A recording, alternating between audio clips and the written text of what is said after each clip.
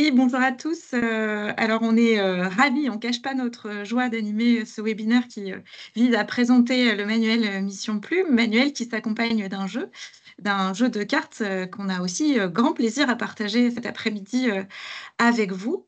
L'idée aujourd'hui, c'est de présenter donc Mission Plume, bien sûr, et d'en montrer finalement l'intérêt pédagogique que vous, professeurs, pourrez trouver en l'utilisant, parce que c'est un manuel qu'on a conçu pardon, et pensé dans ce but que vous puissiez véritablement vous en emparer comme d'un objet qui serve vos élèves, qui serve les apprentissages des élèves de manière à la fois stimulante, motivante et parfois aussi ludique. C'est comme ça que le manuel a été pensé et c'est d'autant plus pour ça qu'il s'accompagne d'un jeu de cartes dont je ne vais pas trop parler maintenant pour pas déflorer ce que Guillaume vous dira ensuite. Mais en tout cas, cartes qui ont elles aussi ce même intérêt finalement avant tout pédagogiques. Elles ont été pensées à partir d'un cadrage, de programmes, d'un vrai intérêt pédagogique, mais dans une modalité de travail et des approches qui vont pouvoir être vraiment motivantes pour tous les élèves, comme le manuel, dans une approche de différenciation, d'adaptation à chacun des élèves que vous avez et dont on sait la diversité aussi qu'il constitue, la richesse que ça constitue dans vos classes. Guillaume, est-ce que vous voulez vous présenter, dire deux mots avant que je démarre, comme vous le souhaitez? Oh bah, ça me semble pas nécessaire pour Ok. l'instant. Je parlerai au moment de la présentation des jeux. Merci. D'accord. Donc, on va parcourir, si vous le voulez bien, quelques pages phares, clés qu'on a souhaité sélectionner et vous présenter pour ce qu'elles peuvent mettre en évidence justement de cette possibilité d'apprendre en s'amusant avec le manuel Mission Plume. Et vraiment, ce que vous allez pouvoir retrouver. Alors, on dit qu'il y a un problème avec le son. Est-ce que Guillaume, vous m'entendez bien? Vous m'entendez? Ça fonctionne? Ouais, bon, bah Bien. super. Donc, je continue. Donc, c'est un manuel qui va proposer des activités à différents moments hein, de sa construction, des activités qui vont être à la fois ostensiblement ludiques. Elles vont présenter des jeux, en fait, hein, mais aussi des activités stimulantes, créatives. Pourquoi? Parce on se dit, et c'est ce qu'on remarque en classe, hein, que pour susciter motivation et engagement des élèves dans les activités qu'on leur propose, il faut souvent qu'ils y trouvent du sens. On sait bien qu'un élève qui ne sait pas pourquoi il est là, qui ne sait pas ce qu'il a à créer, à faire, à apprendre, va s'en trouver peut-être moins mobilisé. Et donc l'idée qui nous a un petit peu occupé quand on a conçu la collection et avec les auteurs, hein, quand s'agit de construire des activités, des questionnements dans les pages lecture, mais aussi dans la manière d'envisager la langue, dans la manière d'envisager l'accompagnement grâce aux méthodes ou grâce aussi à ces pages de paratexte, ça a été de se dire mais comment est-ce que systématiquement on prend en compte l'élève et son engagement, sa motivation dans la tâche. Et pour qu'il trouve du sens, bien sûr, une problématisation, une construction de corpus, l'étayage du professeur participe évidemment et c'est même fondamental. Mais se dire que donner des billes, des idées d'activités créatives, de jeux dont un professeur peut s'emparer en classe ou qu'un élève à la maison peut, avec son manuel, utiliser, c'est une manière de travailler son engagement, de le stimuler aussi. D'où ce choix assez affirmé et affiché de la collection Mission Plume. Donc, quelques exemples, comme je le disais, de pages qui sont un peu représentatives, et cela dès l'ouverture en fait du manuel, dès les premières pages qui s'appellent des pages de mission découverte. Là, cette fois, je vais peut-être laisser la parole à Guillaume pour les présenter, puisqu'il en est l'auteur. Et je l'en remercie. Oui, merci. Alors ça, c'est des pages qu'on avait conçues comme des pages d'accueil de l'élève de sixième, parce qu'on sait que un des problèmes auxquels on est confronté avec les élèves de sixième vient du fait que ce ne sont pas encore des sixièmes quand ils arrivent au collège. Ce sont des CM2 en transfert dans ce monde terrible qu'est le collège. Donc on pensait à on a pensé à une activité seuil qu'on pouvait donner aux enseignants pour accueillir ces élèves. L'idée de ces pages, c'était à la fois de mettre en confiance les élèves avec des exercices assez simples d'accès, qui vont leur permettre de découvrir à la fois le monde du collège, ce qu'on attend d'eux en cours de français, les grandes thématiques également qui les occupera. Ce sont des activités qui permettent aussi à l'enseignant de faire un petit bilan, de voir quel est le niveau des élèves. Donc on mélange des activités de compréhension, d'oral, d'écrit. Ça permet aux enseignants de faire un petit peu le bilan dans ce moment un peu charnière où on accueille les élèves, on ne sait pas encore ce qu'on peut faire avec eux, on ne sait pas encore comment on va pouvoir les aborder. Donc c'est un peu des activités de découverte, à la fois pour l'enseignant qui va découvrir ses élèves et pour les élèves qui vont découvrir le fonctionnement du collège et du français.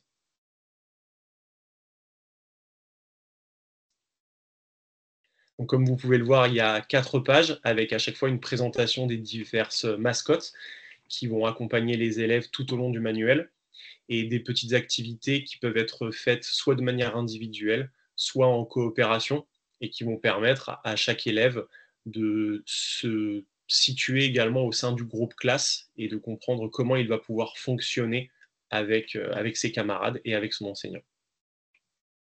Donc, c'est des petites activités qui peuvent être faites en 1 heure et qui peuvent servir de présentation pour l'intégralité du manuel et de l'année.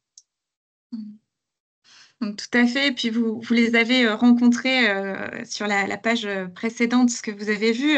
4 petites mascottes viennent organiser un petit peu les activités au sein du manuel. Elles sont présentées aussi à l'élève dans ces pages de découverte, dans ces pages d'ouverture, de manière à ce qu'il puisse aussi se situer, se dire, ah bah tiens, si en fait j'ai la petite grenouille, je suis sans doute dans une page de bilan et je termine ou j'ouvre un nouveau chapitre, vous voyez, puisqu'elle saute d'un chapitre à l'autre, elle en termine un pour en commencer un suivant, par exemple. Donc ça, c'est aussi des petits visuels qui participent aussi de cet univers, aussi avec ces marqueurs qui donnent des indications qui sont présentées aussi dès ces premières pages d'ouverture. Voilà. Et ensuite, donc ça, merci pour cette présentation des pages d'entrée dans le manuel, d'entrée dans l'année de 6e en français. Un certain nombre de chapitres, en fait, les chapitres qui présentent des études de parcours d'œuvres, des œuvres intégrales, commencent par une double page, telle que celle que vous avez sous les yeux, une page intitulée « Dans l'univers d'eux », en l'occurrence dans l'univers des métamorphoses et des dieux grecs, qui est une page qui, là encore, va permettre de manière très visuelle, très illustrée, de pouvoir entrer dans un chapitre, de pouvoir découvrir et aborder une œuvre à partir d'un certain nombre d'informations qui peuvent être données et d'activités qui vont de la même façon inviter l'élève à découvrir l'œuvre intégrale sur laquelle il va travailler, à circuler aussi dans cette œuvre. Quand vous avez par exemple, on vient de voir le premier visuel, les métamorphoses, les dieux grecs, pour une petite question par exemple sur le dieu Morphée qui va aller inviter l'élève à faire des recherches sur les dieux, à entrer dans cet univers mythologique et à aiguiser aussi un petit peu sa curiosité tout en développant un certain horizon d'attente. Dans la page suivante, celle qui présente l'univers du poète Claude Allaire et de son recueil Les poèmes du petit matin, on a la chance ici d'avoir eu une interview de l'auteur, du poète, qui d'ailleurs s'adresse directement aux élèves en leur donnant des petits conseils pratico-pratiques pour être eux-mêmes de bons poètes et de s'aventurer en poésie. Mais cette double page propose également une découverte du recueil des poèmes du petit matin par une invitation à circuler dans le recueil. Et ça nous semble important toujours de faire ce lien, de donner du sens à ce que l'élève est en train de faire. Et que finalement, étudier une œuvre intégrale, un parcours d'œuvre, c'est pas voir s'articuler seulement un nombre de textes les uns après les autres de manière fragmentaire. Mais c'est bien de penser une articulation, une entrée, en fait, dans un petit scénario de séquence qui va oui, proposer une forme de dynamique à ces apprentissages. Et c'est un peu l'objectif de cette double page dans l'univers 2 qui ouvre chacun des chapitres portant sur les parcours d'œuvres. Voilà, on vous en a mis 2 exemples, il y en a donc d'autres qu'on vous invite à aller découvrir.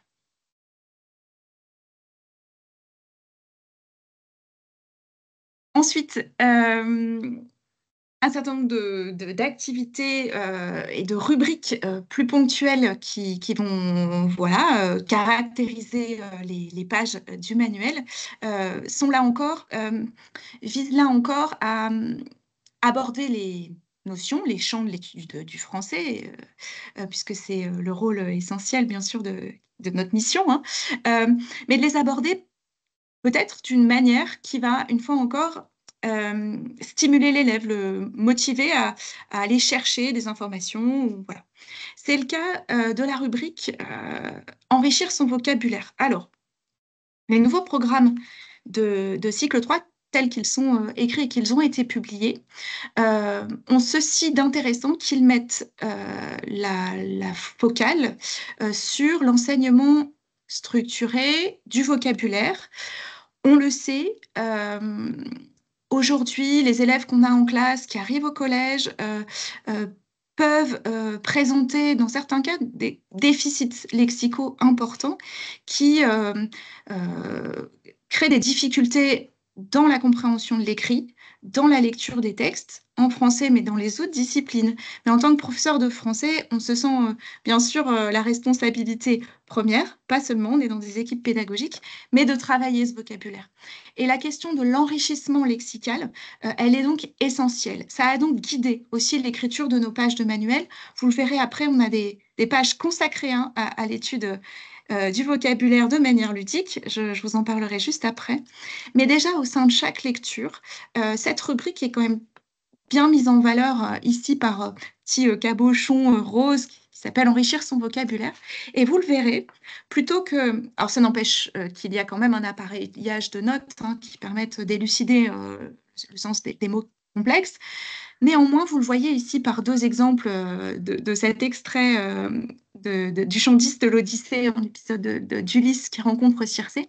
On va inviter l'élève à repérer 2 mots, à s'arrêter sur 2 mots et à essayer d'en comprendre le sens en contexte, sans que forcément on lui donne tout de suite, attention, bah, échouer là au vers 8, c'est peut-être pas le sens que tu connais. Mais simplement, on va mettre le doigt sur ce mot-là en le mettant en évidence. Il est en rose dans le texte, il est également dans la petite rubrique. Et on va aller lui demander d'aller regarder un petit peu soit dans un dictionnaire, comme c'est le cas ici, les différentes significations du mot et de sélectionner laquelle correspond le mieux ici à l'usage en contexte. Soit dans certains autres cas, vous verrez, hein, il s'agit même de se servir du contexte pour essayer de comprendre le sens de ce mot spécifiquement utilisé ici dans une phrase, un peu à la manière de la didactique des langues vivantes. Hein. On n'a pas besoin de connaître peut-être tous les mots exactement pour comprendre le sens. De la même façon, on va inviter l'élève, comme ça, systématiquement à se poser les questions. Et donc, en fait, plutôt que de lui donner directement la signification de ce mot-là, de l'aider à développer des stratégies de compréhension qui, à force de répétition, vont devenir leurs. Et ça, c'est vraiment ce qu'on va rechercher par la manière dont ces questions de vocabulaire vont être posées. Et là encore, on rend un peu l'élève actif. Plutôt que de lui donner et qu'il reçoive, on se dit que c'est une manière, là encore, de le stimuler, de pourquoi pas se faire parfois des petits défis, on va le voir. Devin, deuxième exemple, là, voilà, on peut même imaginer en classe s'emparer de cette question-là pour en faire un petit challenge. Hein. Les élèves sont en groupe, on se dit, tiens, le premier groupe qui trouve au moins 5 mots de la même famille que le nom de vin, voilà, gagne la partie, par exemple. Là, on va voir qu'on va pouvoir s'emparer de ce genre de questions telles qu'elles sont proposées là, pour vraiment stimuler aussi l'intérêt du vocabulaire, l'étude du vocabulaire. Voilà pour ça. Et donc, ce que je commençais à dire, c'est que, outre cette étude du vocabulaire en contexte pour chacun des textes, on va retrouver en fin de chapitre une double page qui s'intitule Jouer avec les mots et qui, là, propose vraiment 2 pages d'exercices et de jeux clairement dédiés à l'étude du vocabulaire rencontré dans le chapitre, de manière, ce que je disais tout à l'heure, à vraiment enrichir le bagage lexical des élèves, de leur donner des mots, et qu'à partir de ce bagage-là, ils puissent entrer aussi en production et se servir de ce mot-là appris dans les activités de production, notamment dans les projets tels qu'on les a présentés. Vous le voyez, vous le verrez, pour chacune des pages, des doubles pages vocabulaire, un rubricage qui est toujours un peu le même, à savoir un temps, on s'arrête sur l'origine des mots, leur étymologie, sur la morphologie lexicale, aussi sur leur formation, pour que les élèves acquièrent aussi des réflexes d'étude de sens du préfixe, du suffixe, comment il est construit, sur quel radical, etc. Euh, sur les familles de mots et les phénomènes de dérivation, mais également pour travailler l'enrichissement lexical, il nous semble essentiel de travailler les champs lexicaux.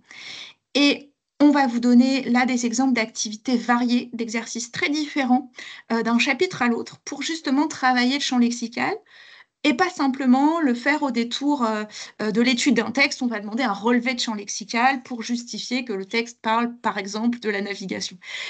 Ici, il va s'agir aussi de se servir, par exemple, d'une image. Vous verrez que dans chacune des pages vocabulaires, on a un exercice qui s'appuie aussi sur de la lecture d'images, mais aussi de l'utilisation de l'image pour des productions qui peuvent être, là encore, créatives. Donc, c'est comment, finalement, s'emparer de cette exigence nouvelle du programme, ça existait avant, mais ça en devient un vrai enjeu, pour proposer aux élèves des activités qui soient stimulantes, variées, répétées, parce que c'est un vrai enjeu essentiel.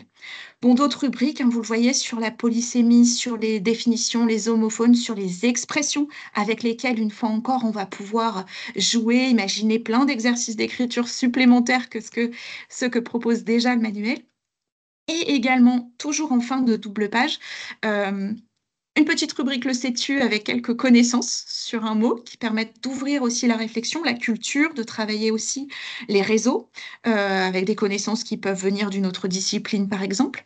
Et puis des petits jeux, un défi mot où on invite voilà, l'élève soit seul, soit en groupe, soit à plusieurs vraiment de se challenger autour voilà, de petits jeux à partir des mots.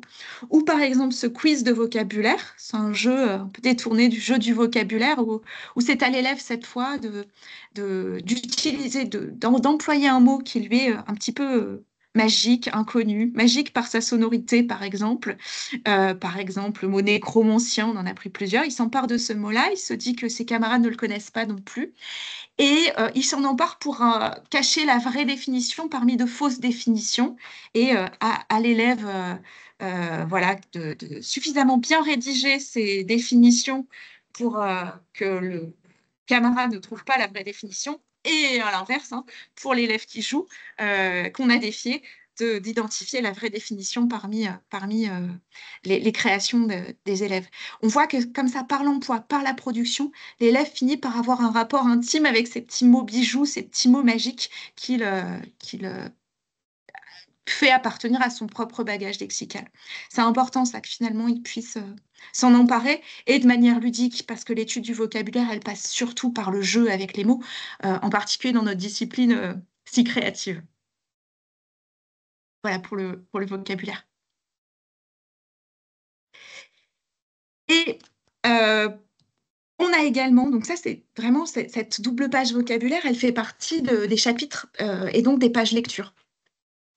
Le manuel, de manière assez traditionnelle, propose également, après les pages lecture, des pages de méthode et des pages consacrées également au vocabulaire spécifiquement et à l'étude de la langue. J'en reparlerai, mais finalement présente dans les fiches de vocabulaire un certain nombre de révisions ou d'exercices d'apprentissage du lexique. Bon, mais ces pages de révision de vocabulaire, elles présentent également ce jeu de loi remodelé, réinventé, où vous retrouverez l'univers de l'Odyssée assez marqué visuellement, avec un certain nombre d'activités et de jeux proposés aux élèves. Et là, on voit bien comment on peut s'en emparer en classe hein, sur une activité de fin de séquence ou un temps où on a envie aussi de retravailler une notion, de réactiver, pourquoi pas, justement un champ lexical. Voilà, on peut réadapter aussi ce jeu. Mais vous voyez hein, un certain nombre de missions, de jeux. Donc, c'est un jeu de plateau, en fait, hein, avec des pièges, avec voilà, des petits défis. Citer le plus de mots possible appartenant au champ lexical de tel mot. Vous pouvez varier si on l'a déjà fait, etc., etc. Et puis, chaque fois qu'on tombe sur un nombre, hein, par exemple, je lance mon dé, je tombe sur la case numéro 14, voilà, il faut que je trouve le point commun entre les mots chien-loup et arc-en-ciel. Voilà. Et on voit comment on peut véritablement s'emparer de cette double page jeu comme une vraie plus-value pédagogique. Et de la même façon, un deuxième jeu de loi construit exactement sur le même principe, mais dans une déclinaison cette fois des notions grammaticales au programme de la classe de 6e. Donc à la fin des pages, des fiches de grammaire qui sont présentées dans le manuel, vous trouvez cette double page de jeu de loi qui s'intitule cette fois « À la recherche du trésor » et qui s'inscrit davantage dans l'univers de l'aventure. Ou de la même façon, on va pouvoir demander aux élèves, je prends au hasard la question 4, trouver la fonction des mots soulignés dans la phrase il a caché un trésor tout au fond de la grotte. On voit comment on va pouvoir retravailler les notions essentielles du programme de 6e sur une modalité pleinement ludique cette fois, et assumée comme telle. Voilà, donc ça c'était pour vous montrer qu'effectivement on a un manuel qui affiche cette volonté de stimuler hein, l'intérêt des élèves et dans des activités que j'ai présentées qui tournent un peu autour des textes. Mais on regarde que la manière d'appréhender les lectures elle-même, elle contient en son sein cette même motivation de captiver l'intérêt des élèves, de mobiliser ce qu'on appelle le sujet lecteur par la manière dont on va le questionner sur le texte. C'est-à-dire que vous allez voir que dans les questions de compréhension, on va avoir certes de manière ponctuelle, parce que c'est nécessaire, des questions de relevé, mais souvent, il va s'agir en fait d'aller susciter l'élève dans son interprétation. C'est-à-dire que on va déjà, par une question, vous allez trouver dans quasiment chacune des lectures, une question avant la lecture. On va finalement demander à l'élève d'aller soit faire une recherche, soit dans le cadre, comme dans le cas d'Alice par exemple, qui est étudiée ici en œuvre intégrale comme un parcours d'œuvre, de faire le lien d'une lecture à l'autre, soit dans une question très ouverte comme celle que vous avez là sur cette première lecture d'Alice, qui est, d'après toi, la curiosité est-elle une qualité ou un défaut, de mobiliser l'élève dans ce qu'il est comme sujet, comme individu, comme adolescent aussi parfois, qu'il finalement se prépare intellectuellement aussi à se dire, est-ce que c'est toujours un défaut ou pas, à l'art de la nuance, pour pouvoir être prêt à aller rencontrer Alice, Alice dont on sait que la curiosité peut l'amener à des aventures, voire des mésaventures, et qui va être vraiment l'objectif de lecture de la page.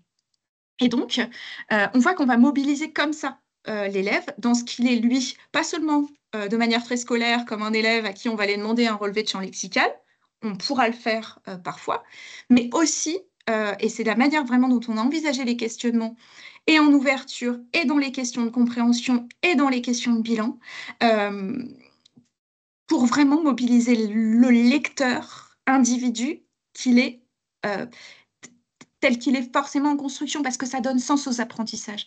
Finalement, si on lit Alice au pays des merveilles, c'est pas seulement pour aller étudier une notion littéraire, l'absurde, c'est aussi pour faire la rencontre avec une jeune fille qui expérimente, qui découvre la vie, qui rêve en fait. Et cet imaginaire, on a envie qu'il rencontre l'élève. Et c'est vraiment comme ça qu'on l'a conçu, ce manuel, et qu'on a conçu en particulier les pages lecture. Et puis, vous allez trouver dans les missions spéciales des petites activités créatives de production pour que l'élève puisse réinvestir à l'écrit ou à l'oral ce qu'il aura découvert dans la lecture du texte, qu'il en aura compris. Par exemple, ici, rédige le court récit d'une rencontre extraordinaire. Tu es comme Alice installée dans un endroit banal lorsqu'un personnage étrange surgit. Et voilà, et ça développe l'imaginaire des élèves. On peut s'en servir, cette mission spéciale, notamment en différenciation. Ce n'est pas l'objet de ce webinaire aujourd'hui, donc je ne le détaille pas. Et puis, il nous a semblé essentiel que pour chacun des chapitres, l'une des lectures se fasse en groupe et qu'on propose aux élèves et à leurs professeurs une modalité de travail qui permette là encore de mettre les élèves dans une modalité de travail différente avec souvent même l'idée aussi de pouvoir inviter les élèves à collaborer, à travailler ensemble, à donc aussi trouver du sens à être les uns avec les autres et à s'entraider, parfois aussi à se mettre au défi, à se challenger d'une certaine façon. Quand on va par exemple proposer, soit c'est une possibilité à tous les élèves qui sont répartis en groupe de travailler sur différents textes avec les mêmes questions et au moment de faire le bilan, de mettre en commun, de comparer, de construire un objet commun. Soit parfois, ça peut être une autre modalité de travailler sur un même questionnement, sur des textes différents. Et on a pensé le questionnement suffisamment ouvert pour qu'il puisse correspondre à deux textes différents. C'est le cas dans le chapitre 1 sur l'aventure, par exemple. Mais afin, au moment du bilan et de la mise en commun, que les élèves puissent trouver du sens à justement comparer leurs résultats, découvrir les textes les uns des autres. Là encore, c'est une manière de varier les approches pédagogiques pour stimuler l'intérêt, déjà donner des idées aux professeurs et puis stimuler l'intérêt des élèves dans la lecture.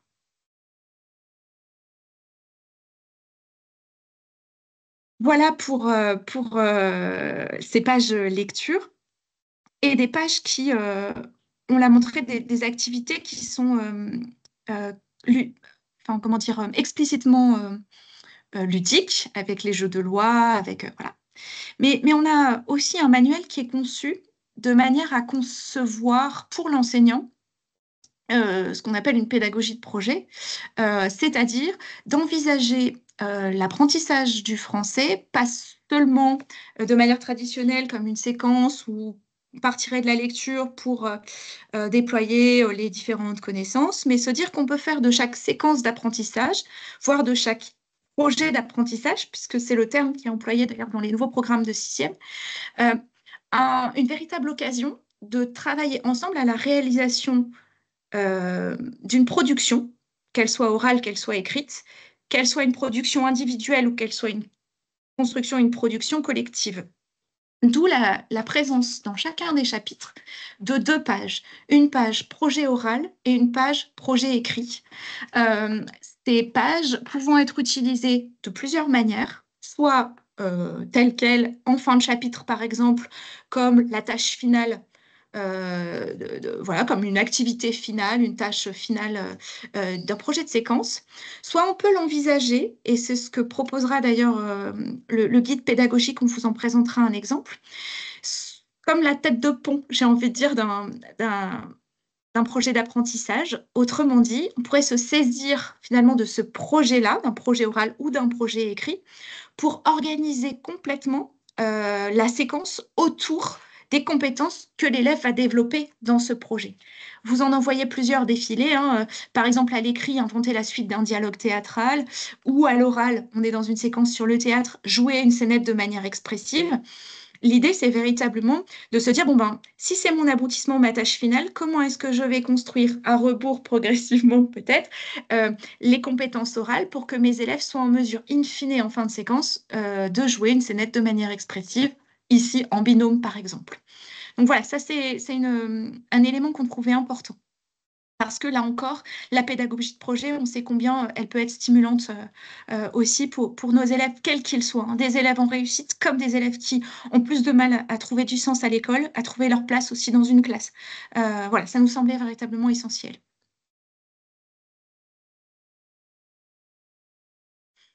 Et la grammaire n'est pas en reste. De la même façon, on a conçu les fiches de grammaire. Je vous l'ai dit tout à l'heure, hein, la deuxième partie du manuel, la dernière partie du manuel présente un certain nombre de fiches avec les notions de grammaire qui sont au programme. Et elles ont été construites et pensées avec une structure qu'on va retrouver, hein, pour chacune de ces fiches, en différentes parties, en différentes étapes. et véritablement pour venir accompagner un apprentissage qui soit actif de la langue et pas simplement comme des notions voilà, qu'on va apprendre et on va les appliquer dans des exercices. Ici, on s'est dit, et on a suivi pour cela les recherches en didactique hein, actuelles, qui se dit qu'il est bien aussi de mettre l'élève dans une situation d'abord d'observation. Et c'est pourquoi vous allez trouver en début de chacune des fiches de langue cette rubrique Je découvre avec soit un petit jeu, soit un petit défi, soit une petite consigne d'observation. Euh, Parfois à partir d'une image à observer, voilà. Et on va inviter l'élève à manipuler, à jouer avec les mots, à les déplacer et à observer ce qui se passe. Et à partir de cette observation de ce qui se passe, là, on va pouvoir lui donner la leçon qui va être présentée souvent sous forme resserrée, hein, de schémas, de listes, de fiches, avec une mise en évidence par un petit encart que vous voyez là sur la page de gauche, geste du grammairien. Il nous a paru essentiel de systématiquement faire apparaître quels sont les gestes du grammairien que l'élève va être en mesure de faire pour identifier, par exemple, la nature ou la fonction d'un mot. Ici, on est sur une fiche sur la différenciation entre le complément d'objet et le complément circonstanciel. On sait que c'est pas forcément facile, mais que le geste du grammairien, le déplacement, la suppression, va permettre de rendre les choses plus actives pour l'élève. En fait, l'élève va être un petit apprenti grammairien. Il va savoir parler de la langue, avoir une posture réflexive sur la langue, en disant finalement, c'est parce que je peux déplacer ce groupe de mots-là, que je peux aussi le supprimer sans que ça ne change rien au sens de la phrase, que je sais identifier le complément circonstanciel. Voilà. Donc, vous allez trouver ça, des exercices d'entraînement avec des petites étoiles qui vont voilà, de niveau plus abordable à un niveau plus expert, pour proposer in fine des exercices de réinvestissement. Et vous allez le voir, qui prennent souvent la forme d'activités, là encore, un peu ludiques. Voilà, avec des défis, notamment en groupe. Voilà pour ce qui est du manuel. Et j'aurai plaisir à répondre aux questions éventuelles que vous posez à l'issue. Merci. Merci Pauline. Moi, je vais vous présenter à présent le jeu de cartes Mission Plume qui accompagne le manuel. Donc, comme vous avez pu le voir, le manuel est très riche, très complet, que ce soit pour l'enseignant ou pour les élèves. Mais il me semble que les deux enjeux principaux que les éditeurs ont cherché à régler, c'est les enjeux d'appétence et d'implication des élèves. Appétence dans le sens où il faut que le manuel redevienne attirant pour l'élève. Donc là, il y a eu un travail sur le manuel, sur l'esthétique du manuel qui a été fait. La couverture du manuel est très belle et donne envie de le parcourir. Les illustrations sont absolument magnifiques. Donc ça, on sait que ça joue pour l'élève et dans son rapport qu'il entretient avec le manuel. Moi, j'ai des souvenirs lointains de collégiens explorant un peu les manuels, cherchant des images. Et mine de rien, en parcourant le manuel, on se l'approprie aussi. Et le deuxième enjeu, c'était un enjeu d'implication. On a envie que l'élève soit un peu plus actif dans les apprentissages. Et donc, on a décidé de passer par le jeu pour le faire.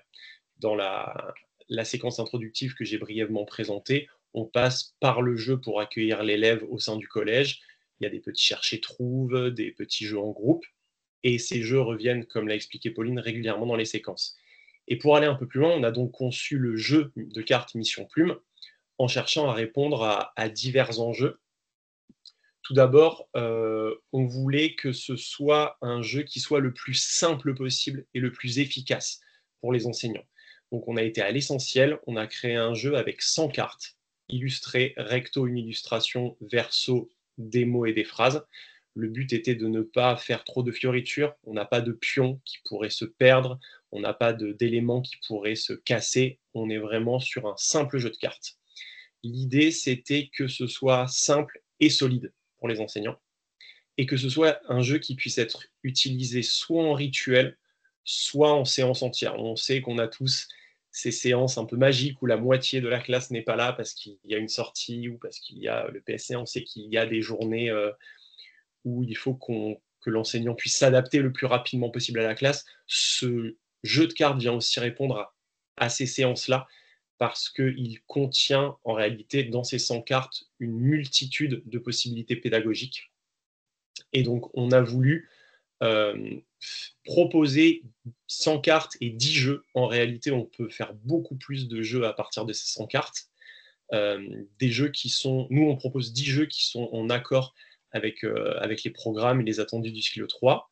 Tous les jeux peuvent se faire de manière compétitive ou en coopération entre les élèves.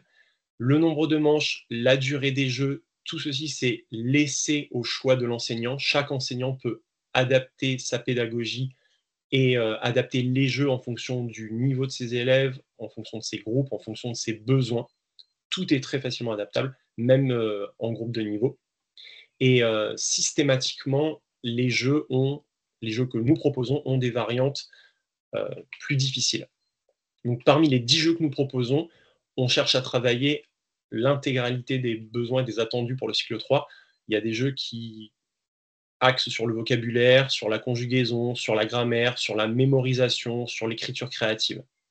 L'idée, c'est d'être appétant, et ça passe par les illustrations de Rebecca Romeo, qui sont vraiment des illustrations magnifiques. Les cartes sont très très belles et sont très attirantes. Ce sont des cartes qui explorent divers univers qui correspondent soit au programme, avec des échos avec le manuel. Donc on a des sirènes, on a des références littéraires à Alice au Pays des Merveilles, on a des références plus classiques, on a Homère, on a Don Quichotte, mais on a aussi des choses plus modernes, comme vous pouvez voir sur le slide précédent. Vous avez une petite image en pixel art qui évoque des jeux vidéo. Donc on a vraiment, sur le slide suivant, on voit également des références un peu plus modernes, avec un petit zombie qui tond la pelouse, quelques références cinématographiques qui parleront plus aux enseignants qu'aux élèves, par exemple le cercle des poètes disparus en bas à gauche. Et donc ces cartes sont riches de détails et de situations cocasses. Et il y a des jeux qui peuvent partir uniquement de ces images-là. Et si on retourne la carte, on a systématiquement 3 mots qui sont présentés, ainsi qu'une petite phrase avec des éléments surlignés ou soulignés.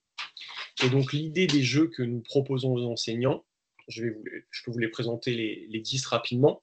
On a tout d'abord un jeu très simple qui est un jeu qui s'intitule Micro-dictée, dans lequel un élève dicte la phrase écrite au recto de la carte à ses camarades qui l'écrivent. C'est une phrase assez courte, assez simple, et la correction peut être refaite directement ensuite. L'élève qui fait le moins d'erreurs gagne les points.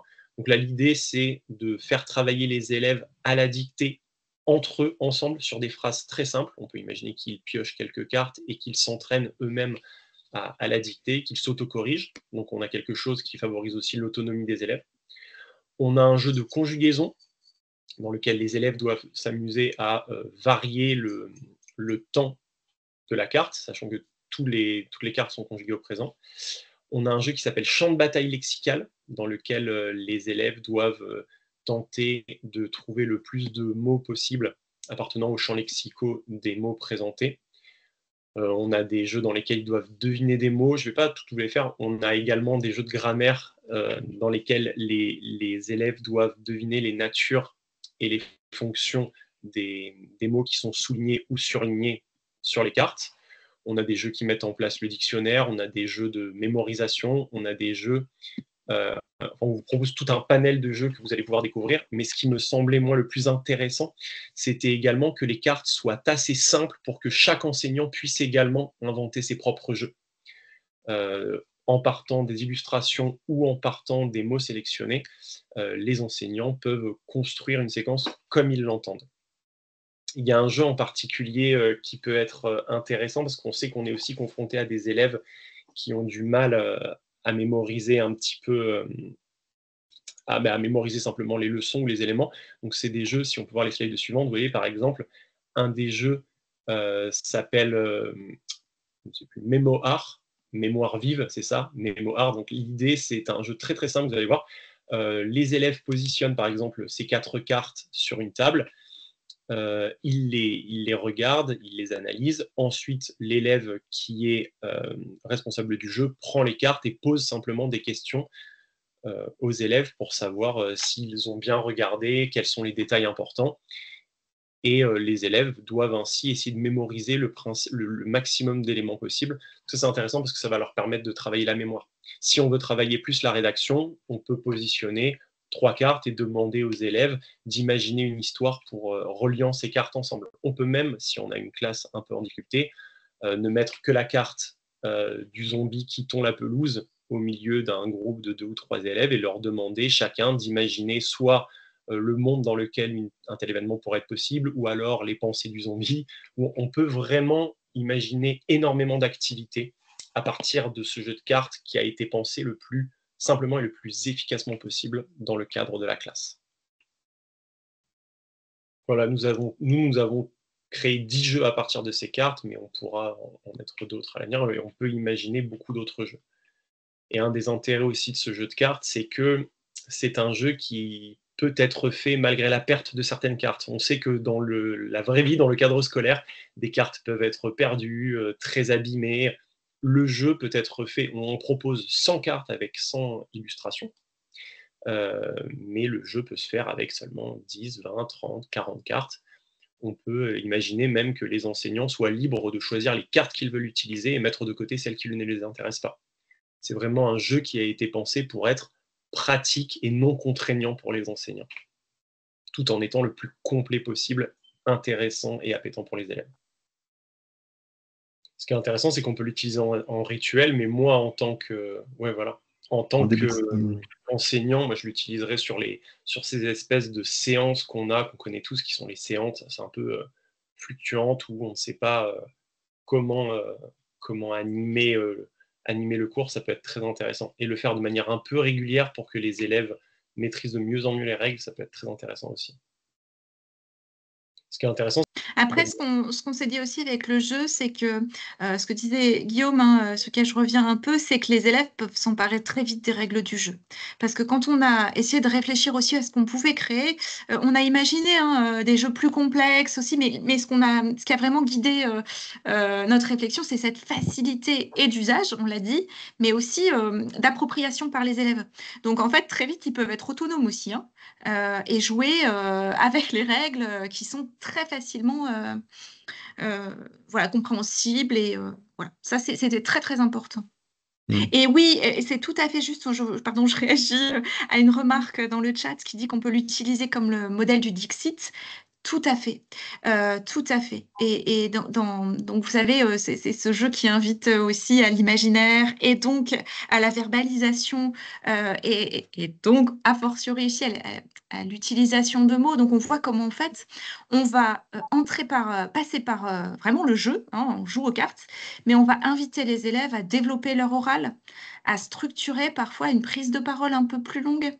Parfois aussi sur certains jeux, pourquoi pas, on peut imaginer du débat, hein, et donc, vous voyez, un prétexte, un déclencheur pour aller travailler des compétences voilà, essentielles, hein, que sont l'oral, la prise de parole en continu. On peut détourner des gens, on le disait, et stimuler des consignes d'écriture. J'aime beaucoup les exemples qu'a proposé Guillaume tout à l'heure aussi. Hein, donc, voilà. Ce qui est intéressant, c'est que chacune des cartes peut être utilisée comme amorce pour une rédaction aussi. Oui. On peut décider de faire les jeux que nous présentons, mais on peut aussi décider que chaque élève va tirer au hasard une carte et qu'il devra faire une rédaction en partant de cette carte-là. Il y a vraiment un champ de réflexion qui est assez grand. Et puis j'insiste sur le travail d'illustration qui a été fait par notre illustratrice sur les cartes. On a vraiment essayé de faire 100 environnements très, très différents. Là, vous avez vraiment un panel très, très réduit de ce qui était proposé, mais il y a des animaux, des références à la littérature asiatique, des références au cinéma américain, des références avec tout un panel de situations, de références littéraires, artistiques, très, très large, et donc qui permet aussi aux élèves d'explorer vraiment des univers et des mondes à chaque carte. Ça nous semblait aussi très, très intéressant. Oui. Il y a ce souci du détail. Hein, sont jamais des cartes complètement lisibles au premier coup d'œil non plus. Et c'est merveilleux, en fait. Il y a beaucoup de détails cachés, de styles un peu différents. Mmh. Bien sûr, on s'est inspiré des grands thèmes qui guident le travail du cycle 3 et de la 6e, mais on a été aussi un peu au-delà avec des références qui parleront un petit peu plus aux élèves.